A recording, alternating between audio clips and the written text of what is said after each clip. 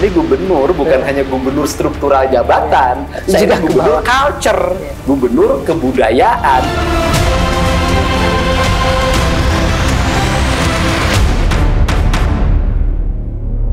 Selamat malam Mirsa, One on the Spot. Bersama saya Dwi Anggia kembali hadir ke hadapan Anda. Mirsa, baru saja menjabat menjadi Jabar 1, Gubernur Deddy Mulyadi sudah dihadapkan dengan beragam persoalan, termasuk yang paling rame di awal bulan Maret kemarin adalah banjir yang luar biasa melanda wilayah Jawa Barat, Bekasi, Karawang, dan juga berbagai wilayah lainnya.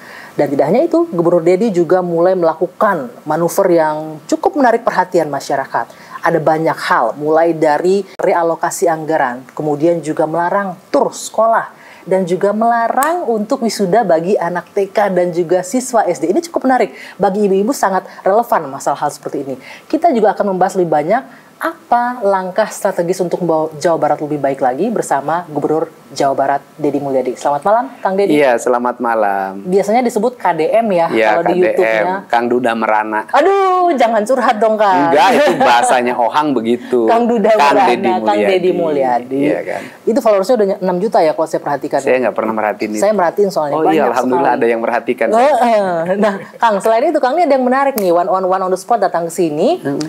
Yang menarik perhatian saya di awal datang di sini adalah bangunan ini. Ini Karesidenan Purwakarta. Saya penasaran dulu sama gedung ini nih, Kang. Kabarnya ini Kang Deddy akan berkantor di sini. Iya, begini. Jawa Barat itu kan bukan hanya kota Bandung. Betul. Jawa Barat itu terhampar di seluruh wilayah di 27 kabupaten dan kota. Dengan 4 karakter kebudayaan. Yang pertama Sunda Kulon. Kemudian yang kedua Priangan. Kemudian yang ketiga budaya Cirebonan. Yang keempat itu budaya Betawi. Oke. Nah, tetapi dari sisi wilayah saya membangun dalam 5 wilayah. Apa aja? Pertama, kantor gubernur wilayah Sunda Kulon. Sunda Kulon itu wilayahnya apa aja tuh di situ? Bandung, Depok, Bogor, Kabupaten Bogor, Kabupaten Cianjur, Kabupaten Sukabumi, Kota Sukabumi. Oke.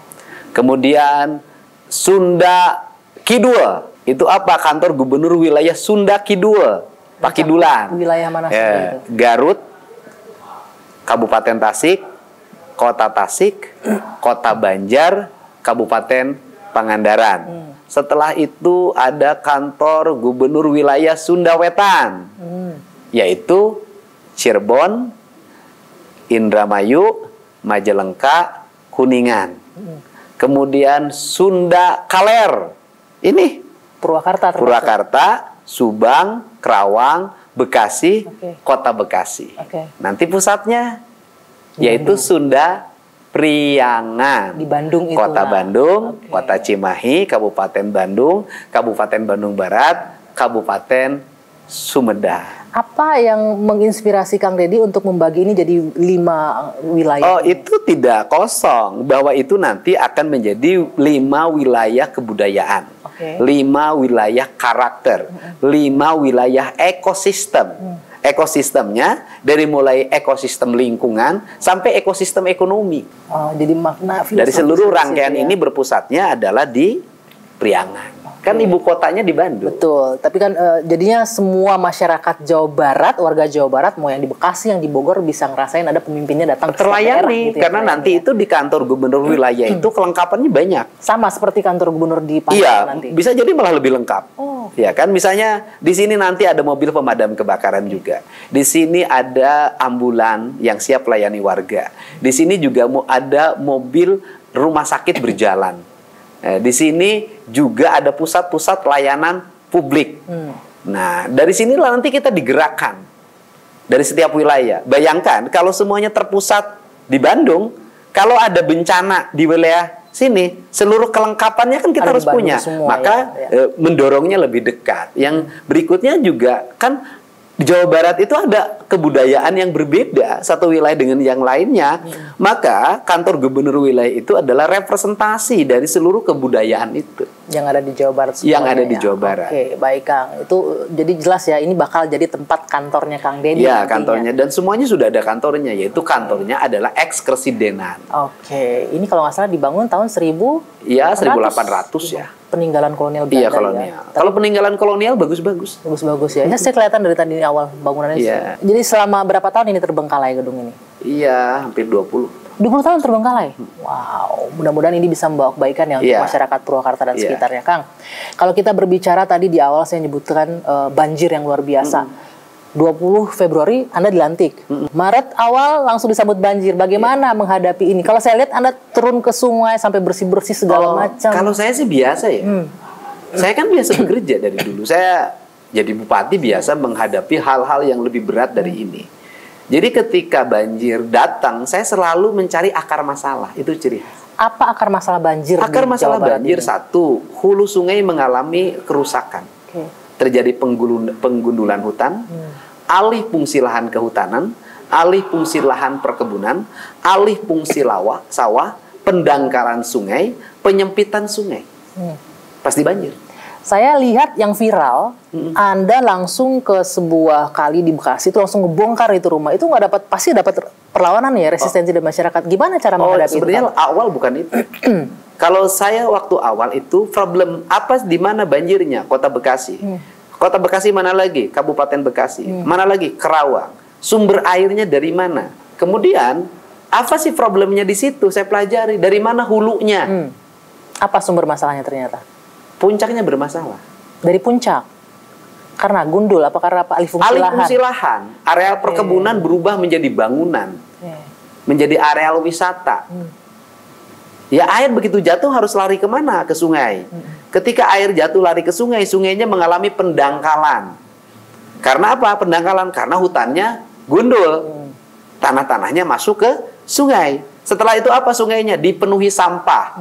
Setelah sungai dipenuhi sampah lagi apa lagi? Sungainya kemudian mengalami penyempitan. Karena diuruk terus. Setelah mengalami penyempitan, sungai apa lagi? Sungainya jembatannya lurus.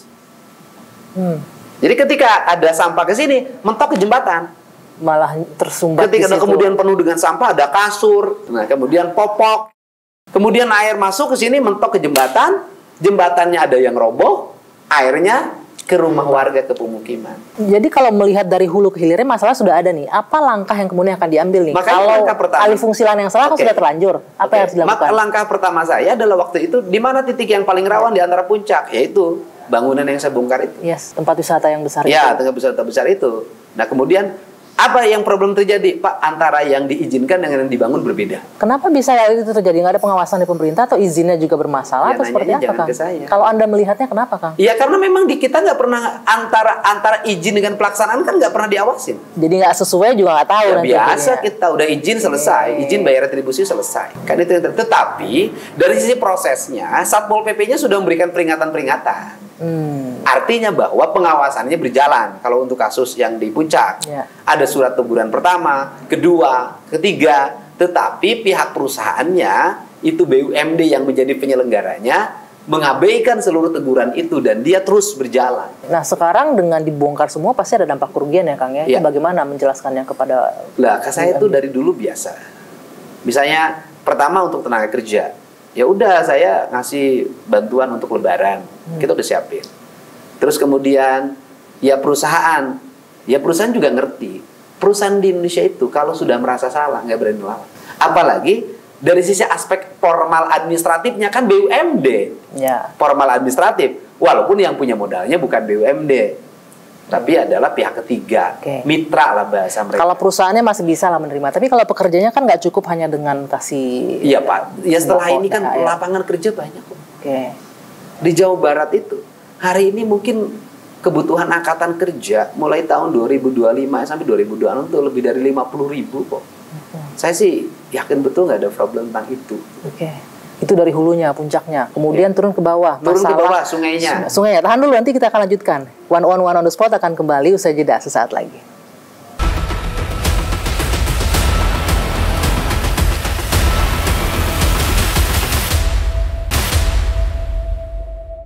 One on the spot kembali bersama saya Dwi Anggia. Kang Deddy, KDM, tadi kan sudah bicara soal dari puncaknya, alih fungsi lahannya yang salah, yang harusnya untuk resapan sudah hilang. Kita turun ke bawah nih, soal sungai yang sudah dangkal, apa yang akan dilakukan untuk normalisasi, kan berapa panjang nanti sungai Iya, Kali Bekasi? sungai itu kan ada beberapa kewenangan. Ya. Satu, ada yang dikelola oleh Kementerian PUPR, yaitu BBWS. PU, ya. Yang kedua, sungai yang dikelola oleh Jasa Tirta, PJT. Kemudian ada sungai yang dikelola oleh PSDA. Kemudian apa yang harus dilakukan? Pertama, sungai mengalami pendangkalan yang harus dikeruk.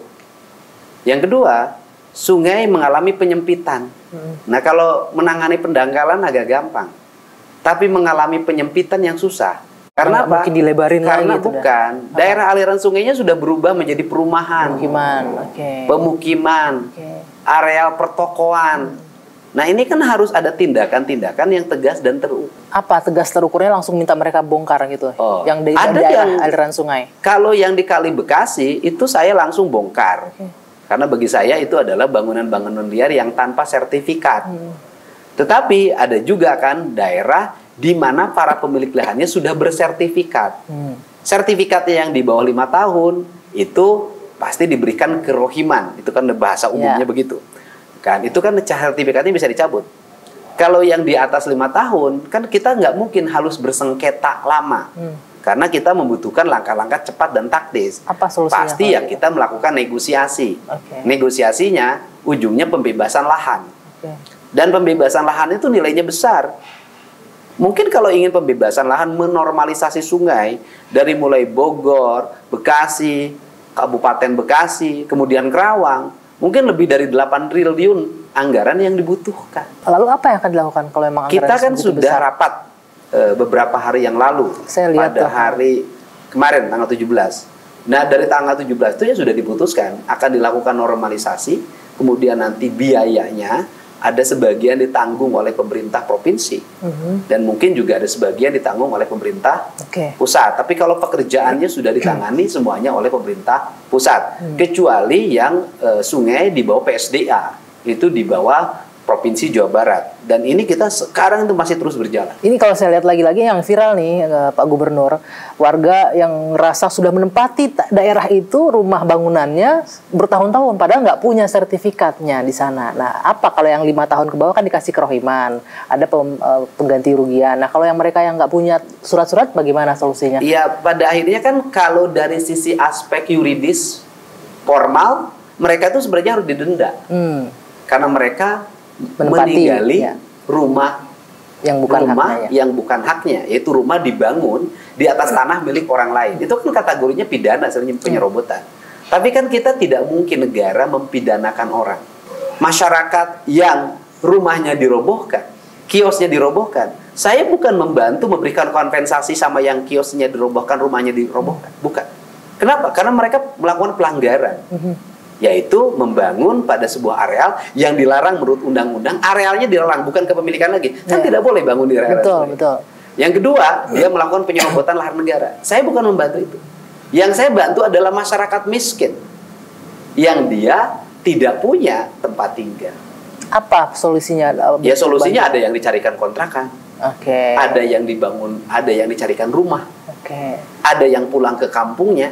Tetapi di balik itu juga nanti harus ada tindakan tegas. Kenapa? Orang diperjualbelikan kok lapak sungai.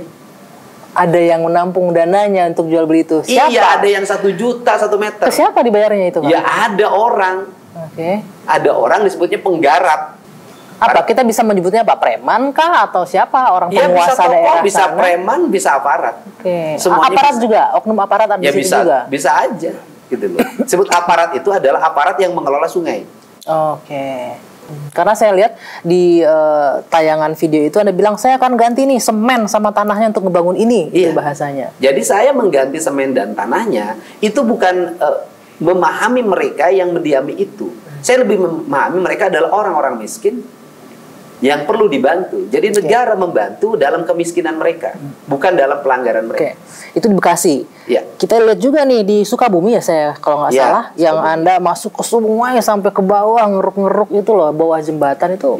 Kenapa harus sampai begitu? Nggak bisa cukup kasih arahan aja, Kang? Jadi begini, itu bahwa banjir terjadi karena di bawah jembatan tersumbat oleh sampah. Setiap orang yang datang ke situ hanya melihat dan meninggalkan. Nggak ikut membersihkan. Nah, kemudian mereka selalu berargumentasi ini harus dibongkar jembatannya. Ada berpikir jangka panjang membongkar jembatannya. Ada berpikir jangka pendek. Siapa yang jamin pada malam itu tidak ada hujan deras? Siapa yang jamin tidak ada banjir susulan? Kan nggak ada. Maka saya mengambil inisiatif untuk ya turun aja saya. Kita coba ini sampah bisa dibersihkan tidak? Karena memang saya tukang bersihin sampah. Jadi bagi saya bukan barang baru saya yang begini. Saya bukan pencitraan. Kalau orang-orang bilang bukan pencitraan jatuhnya ya. Iya, terserahlah orang mau ngomong pencitraan. Yang penting saya kerja dan hasilnya dirasakan oleh masyarakat. Karena politik itu tidak pernah positif bagi mereka yang berpikir negatif.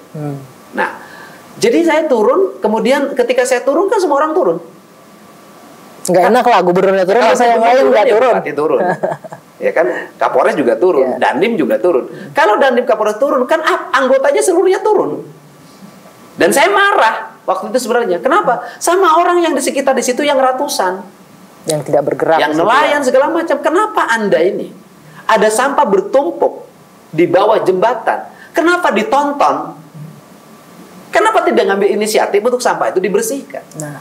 Nah ternyata ketika saya turun, semua orang turun, itu tidak lebih dari 40 menit sampai itu bersih.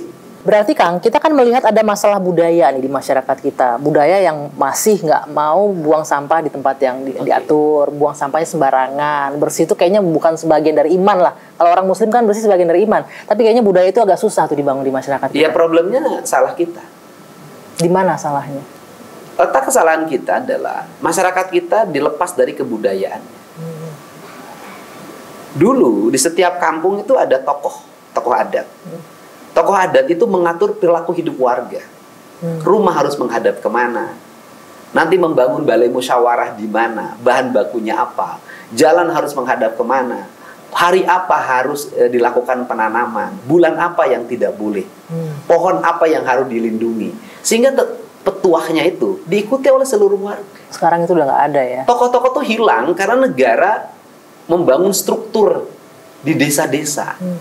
Dengan struktur jabatan, ada kepala desa, ada perangkat dan aparat desa, ada ketua RW, ada ketua RT, ada kepala dusun. Dan seluruh perangkat itu hanya menjadi struktur. Artinya, strukturnya menjadi struktur jabatan, tapi tidak punya ikatan emosional kepada publiknya. Lelaku budayanya hilang. Nah, setelah itu negara itu membuat kegiatan-kegiatan dalam bentuk undang-undang, tetapi tidak efektif. Misalnya begini, ada tata ruang. Orang desanya nggak ngerti tata ruang. Terus kemudian ada tata kelola bangunan, ada IMB. Nah, seluruh aspek kegiatan itu, publik tidak memahami, dan publik juga tidak merasakan, dan publik tidak mentaati. Jujur aja, mana ada IMB di desa ditaati. Di kota aja banyak yang tidak diataati. Banyak yang colongan ya. Udah kecolongan gitu loh. Banyak bangunan tidak ber-IMB. Nah, kemudian publik kehilangan figur di lingkungan desanya. Pak Gub, sekarang kan Anda sudah di posisi nomor 1 di Jawa Barat. Apa yang bisa dilakukan untuk merubah ya sistem yang sudah terstruktur sampai desa ini untuk menghidupkan kembali nih ada roh dengan masyarakat? Apa yang saya lakukan itu menjadi magnetik publik. Oh iya ya. Menimbulkan itu kembali ada ikatan antara pemimpin kita dengan ini salah. masyarakat. Dan saya melakukan itu memulai dari diri saya dulu. Anda optimis berarti bisa merubah budaya itu orang dengan Sunda masyarakat? Gampang. Orang Sunda itu ada kalimat tuturut mundi. Artinya apa? Artinya dia mengikuti apa yang menjadi arahan pemimpinnya. Asal, ya kan? Ini yang jadi problem kan di Jawa Barat itu bukan hanya orang Sunda hari ini. Ada banyak budaya tadi banyak budaya, dan orang Sunda sendiri tidak semuanya berafiliasi pada nilai ajaran kebudayaan Sunda. Sudah ada yang setiap hari menentang nilai kebudayaan. Padahal yang saya maksud adalah perilaku budaya itu akan melahirkan sikap hidup masyarakat. Sikap hidup masyarakat yang terendah adalah, bagi saya tingkatan yang paling terendah adalah tata kelola sampah. Apa yang harus ada dalam mindset kita? Sungai adalah bukan hanya sesuatu yang memiliki nilai-nilai ekologi. Sungai adalah sesuatu yang memiliki nilai spiritualitas. Jadi mencampurkan antara budaya ya. Baik. Karena apa? Sebentar dulu. Karena kalau disakralkan, maka terjaga. Gunung disakralkan, terjaga. Sungai disakralkan, terjaga. Mata air terjaga, disakral, terjaga. Ketika menjadi undang-undang, mohon maaf, ketika menjadi undang-undang dan sakralitas diganti undang-undang, undang-undang tidak efektif. Kenapa? Karena tidak ada tauladan dan penegakan yang jelas. Menarik. Kang, selanjutnya, tapi nanti kita jawab usai jeda ini mengenai saya melihat Anda sampai menangis melihat alam yang rusak. Apa yang membuat Anda sampai demikian emosinya keluar? Kita jawab nanti usai jeda di One on One on the Spot. Tetap bersama kami.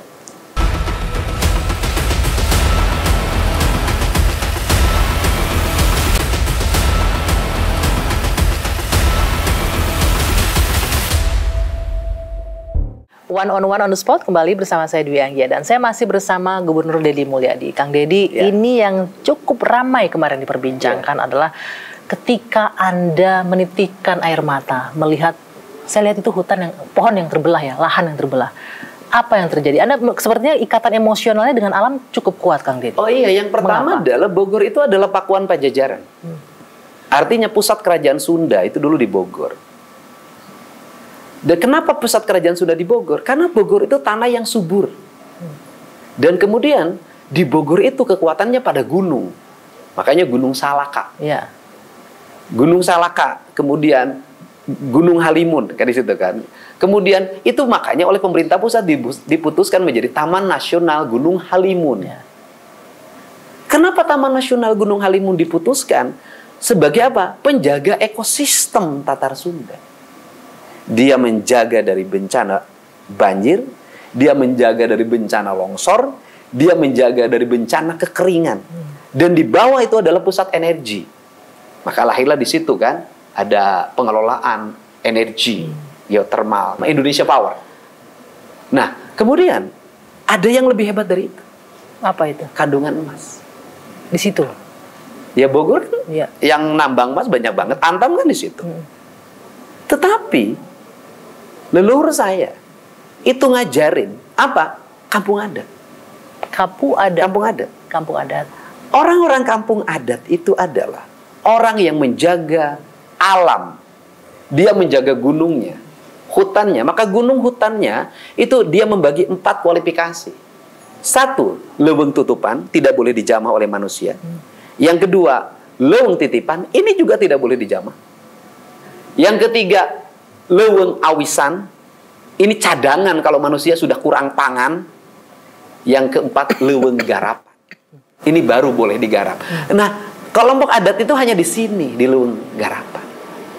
Dia tidak boleh karena ini sakral masuk. Kenapa ini disakralkan? Untuk dijaga ekosistemnya tidak boleh terganggu. Yang terjadi sekarang digarap sampai ketiga-tiganya. Iya, tidak boleh diganggu. Kenapa disakralkan? Karena di situ ada elang Jawa namanya, gitu kan. Di situ puncak-puncak habitat bisa jadi di situ ada macan tutul segala macam. Kalau kamu naik ke atas, mereka terganggu. Burung yang lagi bertelur, kemudian ular yang lagi berganti kulit, atau lagi mengalami pertumbuhan, itu di puncak. Makanya lambangnya gunung. Gunungnya begini, itu puncak ketauhidan. Kalau dalam perspektif sudut pandang agama ya, artinya bahwa kita ini hidup sampai pada puncak. Kalau puncak itu kenapa tauhid? Kalau puncak itu satu, ahad. Kita bersenyawa dengan yang di puncak. Gitu loh, itu kalau pemahaman tauhid ya. Tapi kalau pemahaman alam ada, yang di puncak itu adalah sesuatu kesucian yang harus tidak boleh Anda ganggu. Ada mata air yang jernih. Kang, itu yang membuat Anda sedih kemarin. Nah iya, karena itu kami sakralkan. Kenapa kami sakralkan? Kok ini berpikirnya hanya duit? Nah kemudian, kan itu tidak mengganggu. Loh, kata siapa? Orang bising. Kemudian di sini ada flying fox, apa tuh namanya kan? Ya, kan ya. Kemudian si hutan di situ dibelah. Nggak boleh, itu sudah kaki Taman Nasional. Kalau di bawah kita masih hormati, kalau di leuweung garapan nggak ada problem. Tapi jangan masuk ke leuweung titipan. Tapi bahwa ada nilai ekonominya di situ, bagaimana menjelaskannya? Pertanyaan saya adalah, nilai ekonomi apakah harus mengganggu nilai ekologi? Pertama pertanyaannya adalah, kalau ekologi terganggu, apakah ekonomi akan tumbuh? Ya. Tidak. Malah justru akan merusak. Tetapi kalau ekologi dijaga, maka ekonomi akan tumbuh. Dan kita membangun hanya bukan buat diri kita. Ada masa depan yang harus dijaga. Anak cucu kita. Anda bayangin aja. Jangan ngomong Indonesia 2045. Kita ngomong Indonesia hari ini, Pak. Curah hujan itu belum tinggi 20-30 mm. Belum ekstrim. Harusnya belum banjir seperti belum kemarin. Banjir. Kita baru dikasih 20-30 mm. Sudah kerepotan. Bagaimana kalau suatu saat 5 tahun ke depan ada curah hujan 50 mm? Sanggupkah kita menahan? Kesombongan kita tentang ekonomi, kesombongan kita tentang fiskal yang dimiliki, mampukah kita merecovery? Tidak. Jadi ekologi tetap harus yang Pertanyaannya utama, ya? adalah, misalnya dari satu KSO yang diberikan oleh perhutani, bukan perhutani, oleh VTPN untuk kegiatan pariwisata dengan luas areal 23 hektar, berapa pendapatan yang didapat oleh mereka, oleh penyelenggara kegiatan, gitu, satu KSO. Kemudian berapa recovery yang hari ini harus dibayar oleh negara? Berapa kerugian setiap orang akibat banjir? Berapa biaya negara harus untuk pengerukan sungai, pelebaran sungai, pembebasan tanah? Oke, artinya tidak setimpal dengan harga yang dibayarkannya. Oke, baik Kang, itu kita bicara. Jadi kalau ngomong nangis, saya nangis. Jadi bukan, ini urusan jiwa dan urusan tanggung jawab. Kenapa? Saya gubernur Jawa Barat. Artinya bahwa saya punya tanggung jawab terhadap seluruh ekologi yang ada di Jawa Barat. Memimpin, itu bukan hanya memimpin manusia. Memimpin itu memimpin yang bukan manusia. Bakteri kita pimpin, virus kita pimpin, mikroorganisme kita pimpin. Kenapa? Karena manusia tidak bisa berdiri sendiri. Ya, tanpa manusia memerlukan siklus. Kita baru diserang sama COVID aja udah kepayahan. Saya bisa merasakan emosinya Kang Deddy sekarang ini. Sebegitu pentingnya alam buat Kang Deddy ya. Keseimbangan ekologi itu penting untuk menopang hidup manusia. Bukan sebaliknya ya. Bukan manusia mengeksploitasi ekologi. Jadi manusia yang numpang di ekologi. Bukan ekologi yang numpang di manusia. Seluruh ekologi alam ini mereka tetap hidup tanpa manusia. Tapi manusia nggak bisa hidup tanpa ekologi. Kang, kita sudah bicara soal alam, soal banjir.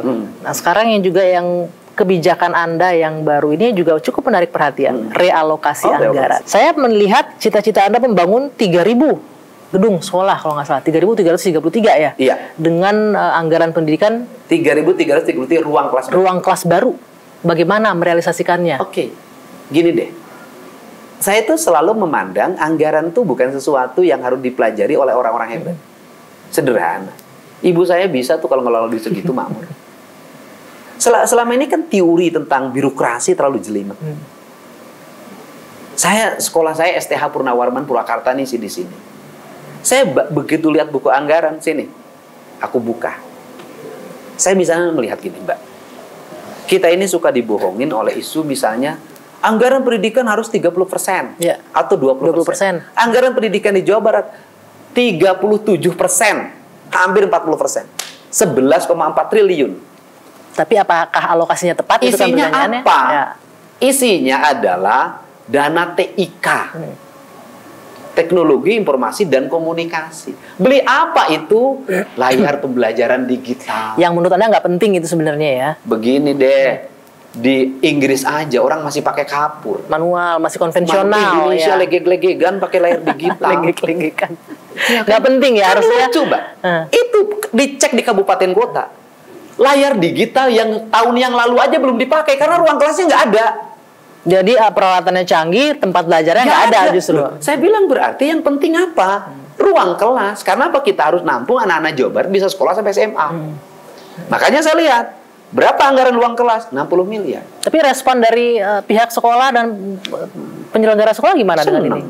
Senang di depan gubernurnya ya senang kali, di belakang enggak? Benar, karena mereka, Pak kami ini nggak butuh layar digital Pak. Karena itu anggaran dikelola oleh orang per orang yang tujuannya saya tahu. Apa tujuannya? Udah keuntungan pribadi gitu ya? Iyalah. Itu kan kalau anggaran itu untungnya gede. Bisa 30%. Komisi buat yang ngatur anggaran gitu ya Kang ya? Saya nggak tahu. Tapi nggak terjadi di tempat Anda nanti kan ya? Ke depannya. Saya kan baru mimpin. Ya. Itu yang akan dievaluasi nantinya. Nah, kemudian ini apa yang dibutuhkan? Saya bilang ruang kelas Pak. Ya sudah. Anggaran ruang kelas berapa? Saya tanya. 60 miliar. Anggaran untuk TIK berapa? 930 miliar. Lebih gede anggaran untuk TIK-nya dibanding ruang kelasnya. Saya bilang 1,2 triliun anggaran ruang kelas baru dan pembangunan sekolah baru. Oke, kita akan nantikan apa lagi gebrakan dari Kang Deddy Mulyadi usai jeda sesaat lagi di One on the Spot bersama saya Dwi Anggia.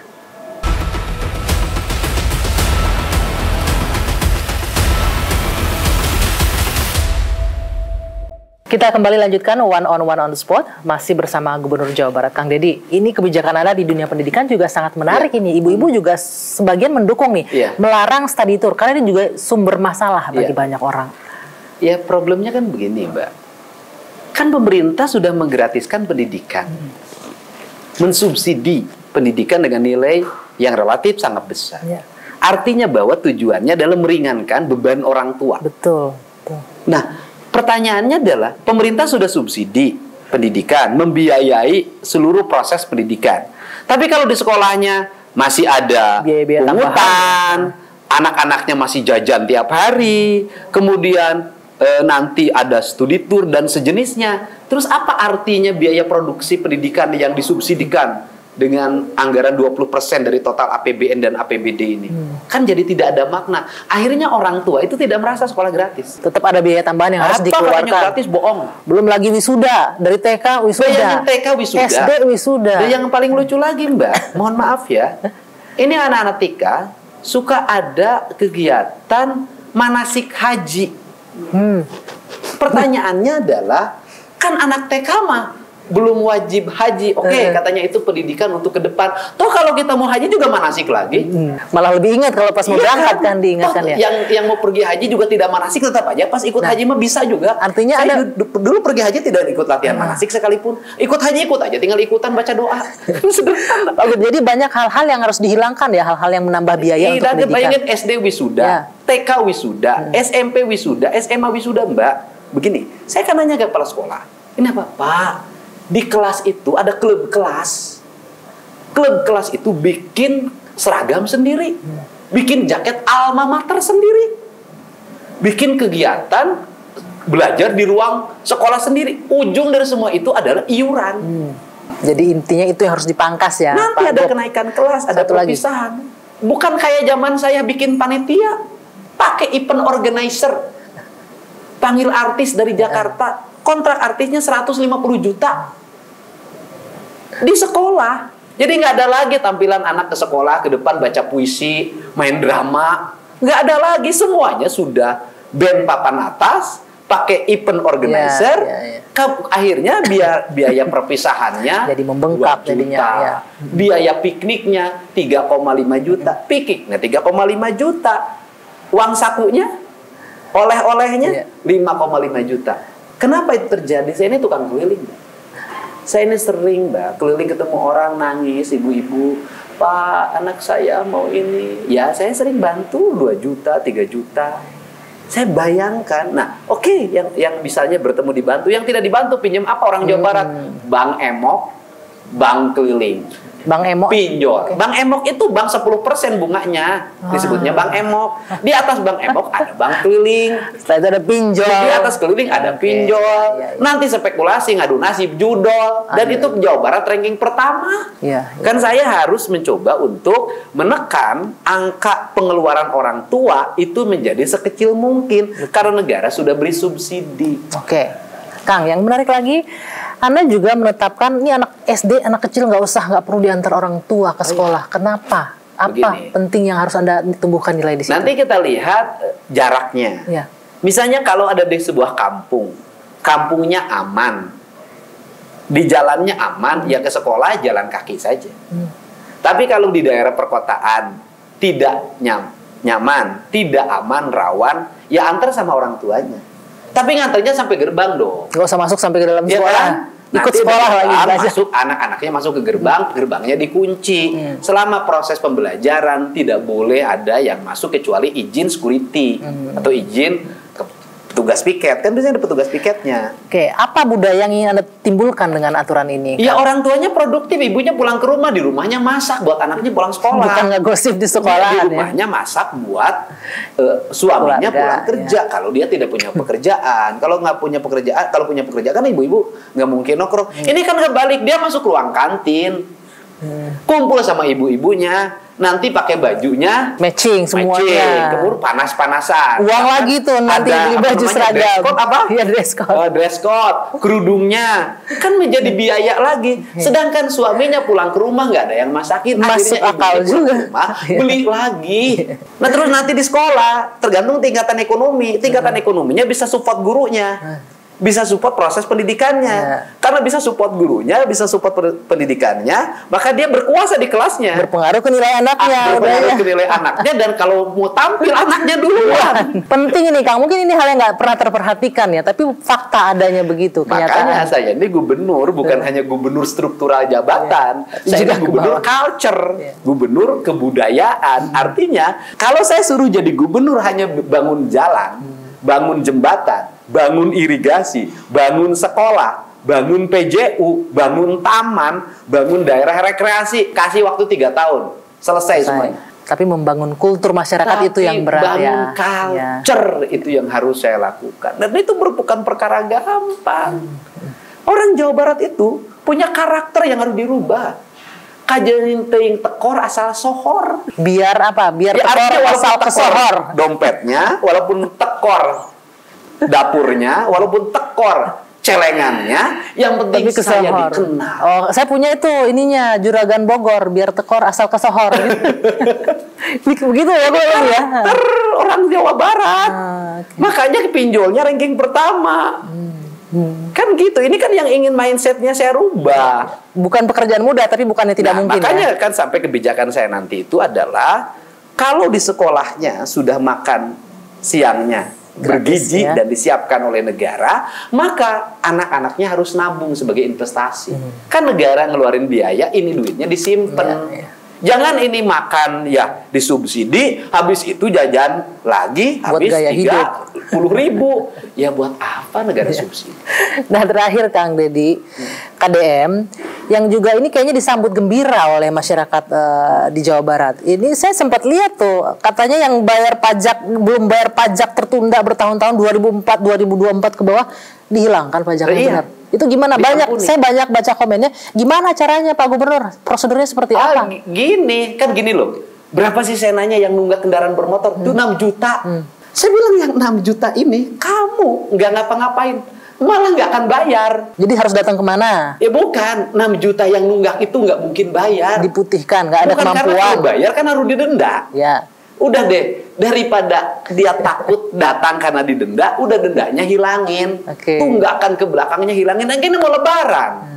Ini kan kita lebaran itu saling maaf-maafan. Jadi yang nggak bayar pajak dimaafin. Saya mohon dimaafkan, Gubernur Jawa Barat belum bisa memberikan layanan yang terbaik buat masyarakat. Jalannya masih pada jelek, sekolahnya masih banyak yang jelek, masih ada banjir, maafin dong. Tetapi saya juga memaafkan rakyat saya yang nunggak pajak kendaraan bermotor yang jumlahnya 6 juta kendaraan bermotor.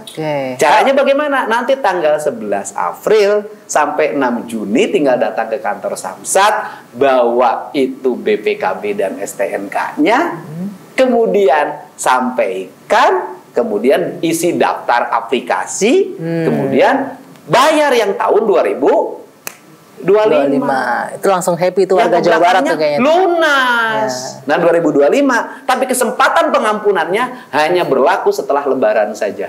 Lewat dari itu udah tidak ada ampun lagi. Ya mungkin ini jadi warga Jawa Barat nih perhatian nih. Tidak ada ampunnya apa? Saya sudah punya sistem dah. Nanti motornya nggak bisa lewat. Sistemnya seperti apa tuh? Udah nanti rahasia dong.